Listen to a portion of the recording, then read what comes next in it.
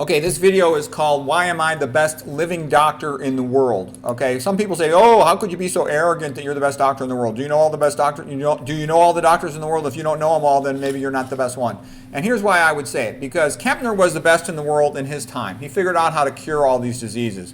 Obesity, diabetes, hypertension, a lot of renal failure patients, even congestive heart failure patients, diabetic retinopathy, hypertensive retinopathy, etc. Okay.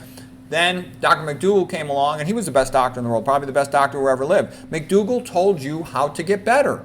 Eat 90% of your calories from starch, 5% from fruits, 5% from vegetables, and most diseases will get better. Most of the chronic diseases will get better. Okay, he's got tons of testimonials to that fact. Logically, it makes sense. McDougall kept nutrition knowledge alive. He kept the legacy of Kempner alive, the legacy of Dennis Burkitt and abdominal pressure syndrome, the legacy of Roy Swank and how to cure autoimmune disease by fixing the problem of leaky gut and minimizing saturated fat. That's a big deal. That's extraordinary stuff. He kept the legacy of Nathan Pritikin alive. I can tell you lots of common senior doctors don't know who Nathan Pritikin was. Dr. McDougall kept all that knowledge alive. And I'm trying to do the same thing here. I'm trying to basically keep alive everything I've learned about Kempner, McDougall, Pritikin, Burkitt, and I've added a lot of other experts in. McDougall added other things in too. McDougall clarified the mechanism of autoimmune disease through leaky gut. And he brought up other things like the Alan Cunningham theory of how excess meat and all its excessive inflammation can induce lymphoma, okay? And I've, taken that further by studying other people who study the immune system, people like Lydia Lynch, the Irish PhD lady, Cunningham's an Irish name as well, and how she showed that high-fat diets suppress immune function, okay? I've also gone through all the papers showing you how saturated fat activates the neutrophils, causing them to release myeloperoxidase, which collapses the glycocalyx, and that damages the endothelium, and that's related to cognitive decline, related to kidney failure, and just a decreased energy level, okay? So I brought in a whole bunch of new things from, again, keeping alive the work of other people. People like Richard Moore, who wrote the best book on high blood pressure, the atherothrombosis theory of Gregory Sloop's, the best atherosclerosis researcher, that's the best theory of it, okay? And William Roberts and stuff. Other people have taught you about William Roberts. I'm keeping alive as best I can, even though it can live on its own. Caldwell Esselstyn's work and the work of other people that McDougall had promoted. Because you need to keep all this information alive, otherwise it gets swept under the rug. People like David Blankenhorn, all fat causes atherosclerosis. People like Chernisky, who wrote the book Caffeine Blues, to remind everybody about the reality of caffeine. It's totally over-promoted because it's part of popular products, for selling coffee and tea. All the stuff like, the fact omega-3s increase the risk of prostate cancer, Brasky's work. It takes effort to keep all this stuff alive. McDougall kept all this alive, all the people who've done the research on diabetes, and I've added the more recent ones in, people like Brownlee and Shulman and Roy Taylor. Okay, the steno theory of diffuse endothelial dysfunction, which is really like a step beyond Pritikin's lipotoxemia theories, the work of Douglas Calipharesia Praetoris. What I'm saying is none of this is in conventional medical knowledge. None of this is in the medical textbooks. And I'm keeping all this stuff alive because I know it's the most important stuff. You can't learn clinical medicine from the conventional medical textbooks or from going to medical school. They hide all this stuff and they don't know it. I can tell you, I know the smartest doctors, and I've had doctors tell me, oh, you're not as smart as so-and-so. By the way, just the way medical people talk about doctors, the top 10% of the medical school class is called AOA, okay? And then I was first in my class. So, of course, I was AOA, but I was also first in my class, 99% boards in med school and in residency. But all that means is you've memorized the medical books to take a medical text. And you can be a prodigy and learn stuff faster than other people, but that really doesn't matter because you can know the medical books backwards and forwards. It doesn't matter. What causes disease and how to cure disease is not in those books. So that's why I kind of laughed when one of my internal medicine friends was telling me, oh, I don't know if you're as smart as this guy, the two smartest interns. He goes, they got memories like encyclopedias. They know every single thing in the book. And I'm like, so what? They memorized the wrong books. Those books are worthless. A health coach can watch my videos for a month and know more than the chief of any Ivy League internal medicine department about what causes disease and what cures disease. That's obviously true. I can take any medical student, talk to them for 2 hours, they'll learn more from me than they had learned in the last 8 years. I do that every time I see a medical student that hangs around with me.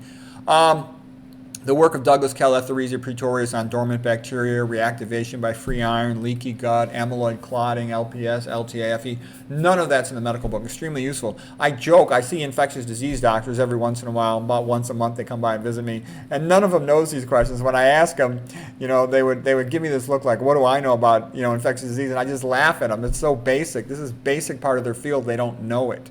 They don't know anything about amyloid clotting, okay? The dilatory theory. I never met a neurologist. I talk to neurologists all the time. Every week I'm talking to them. None of them knows anything about dilatory other than what I taught them. Or Tetsumori Yamashima. These are like the pioneer researchers in dementia. They don't know their own field. And the reason nobody knows their own field is because every field tends to only train in its own books. And then after they get out into the real world, they tend to not read anything except the journal from their own field. And they're all siloed, so they never learn anything outside of that. I found out all the work of Martin Paul because I'm reading all over the place, and I don't care about what field I read in. I can read in any field. The great work of Russell Blaylock, Dennis Choi, Jared Younger, Catherine Reed, John Olney, all this stuff about excitotoxicity, super useful and fascinating.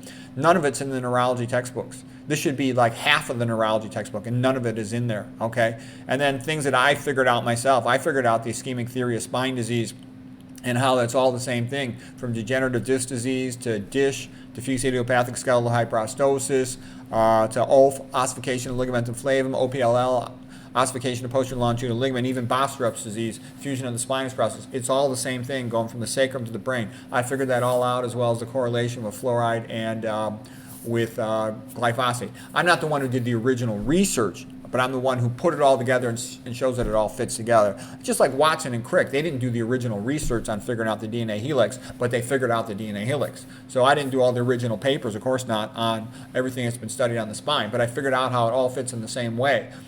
You get abnormal motion because the disc is degeneration, segmental instability. The spine senses it with its proprioceptors.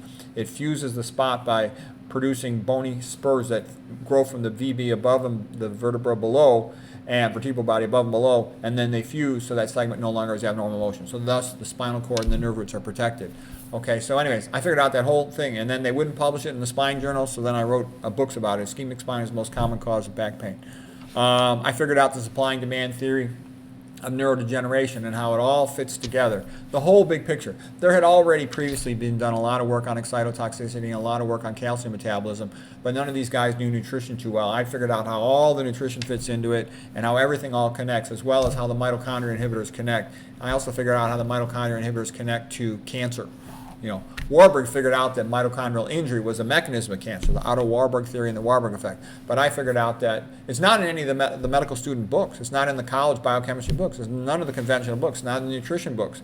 I had to go out into the literature and put it all together and found over 60 mitochondrial inhibitors, many of them very common, and how those factor into cancer causation, diabetes causation, insulin resistance, and cognitive decline, neurodegeneration. That's really useful information to know. I can tell you, all my internal medicine friends that read this stuff, they go, yeah, you figured out the most important stuff that we need to know. All the stuff we should be focusing on and no one else does.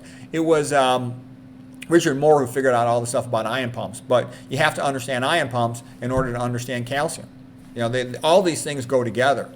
I've done all the reading on the heavy metal stuff, all this neurodegenerative stuff. There's nobody even in my ballpark for neurodegeneration, okay? You'll have individual guys give a good talk on aluminum. You'll have another guy give a good talk on some other component of neurodegeneration. I put the whole thing together to make sense, to put it in a comprehensive system. It's not an exaggeration to say I've rewritten all the internal medicine textbooks, much of the neurology textbooks, psychiatry textbooks, and psychology textbooks, and made sense of everything. That's what the internal medicine docs will tell me. They tell me too. They said, you've rewritten all our textbooks, and your system is correct, and ours is wrong. And it's the truth. Their system is like a baby system of out-of-date information. That's part of understanding things conceptually, but it's not relevant. All the theories I'm showing you right here on this page, this is what you need to know to have a comprehensive understanding. Dr. Sloop told me, he said, I have by far the most comprehensive and accurate understanding of pathophysiology of anybody in the world, okay? And I'm working full-time. I barely have time to do this. I just do this in my free time. I wish some real research institute would sponsor me. Then I could really go into more detail on all these things, okay? There just isn't time when I'm working a full-time, busy doctor schedule, long hours. Okay, what else? I've brought to you guys through this website, all these videos are available for you. for free. What's going on with heavy metal research? What's going on with food toxins, like the work of Seneth, the work of the endocrine disrupting chemicals. I brought you all that stuff. And it's all here for free. What a BS joke psychiatry is. My father was a psychiatrist. I was considering going into it, so I spent a long time studying all that stuff. I did a lot of studying on these heavy metals. I've given you all these different perspectives on heavy metals, on halogen toxins. We've gone through a lot of biochemistry here. So anyways, I know there's some nutrition doctors more famous than me, and they'll always be more famous than me because they're in the inside group. I'm in the outside group. That's partly why I can say and do what I do. I don't have to sell anything. I don't have to promote anything. I just do this as a hobby, which gives me advantage, okay? And that's a big deal. And I tell you the truth, too. The medical system hates your guts, considers you a bunch of low-life scum vermin. People say, oh, how could you say that? That's not true. All right. Why do they poison children? Because they hate them. You know, unless you hate somebody, you can't treat them that badly. So it's almost a prerequisite to hate them. All right? You know, if you ask an average person, would you poison a child? No, they wouldn't do it. But then why do people poison children every day with these attention deficit drugs? Because that's where the money is. Okay, they love the money more, and they kiss the butt of the insurance company and the drug company. They don't care about the patient. The patient's a low-life scumbag. It doesn't matter. You follow the standard of care. So you have to care about the patient. And in order to care about the patient, you have to separate yourself from the system, and that's not easy to do because the system is where the money is. Okay, so that's why when somebody tells me, oh, they really care about the patients, I'm like, well, if you care about them, why do you poison them? You're a liar. You're full of crap, okay? Let's see, what else? Yep, and I've taught you guys all about these people, you know, these long-term survivors of metastatic cancer, okay? So anyways, that's why I think I can say it. And the famous nutrition doctors in the world, I know who they are, you know who they are. In my opinion, the ones who are super famous, take a close look at what they're saying and what they're doing. Somebody who promotes soy is BSing you. Somebody who promotes caffeine and says it's good for you is BSing you. Somebody who says glutamate is safe to have in large amounts in the food is BSing you. Okay, somebody who tells you that omega-3 is not fraught with problems is BSing you. So I don't BS you, okay? I'm not the most likable or sweet, but I'll tell you the truth. You could take it or leave it, and that's why I'm pretty confident in what I say. I don't see anybody even challenging me. I've been all over the internet trying to find somebody who can teach me stuff, and there's lots of good docs that know a lot, and I try to learn as much as I can from them, okay, and I'm very grateful for that. But as far as I can see, there's nobody even in my ballpark that's put things all together in a comprehensive system to explain pathophysiology, the causation of disease, and thus how to prevent it by avoiding these causes. There's nobody even in my ballpark. Look at all the dementia researchers in their books. They're all, you know, kind of a joke compared to my stuff. They'll give you, you know, buy their supplement, take their program. I'll give you a list of about 70 things you can avoid, all on your own for free. So anyways, that's how I see it.